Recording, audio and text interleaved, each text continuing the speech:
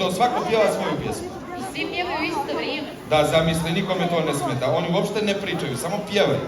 I nema svađe. Nema, jer nije moguće svađati se pjevajući.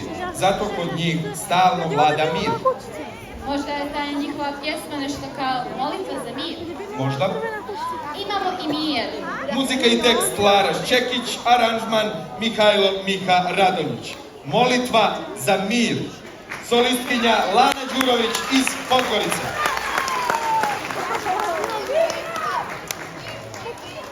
Ne znam što sam uradila. Evo vidite.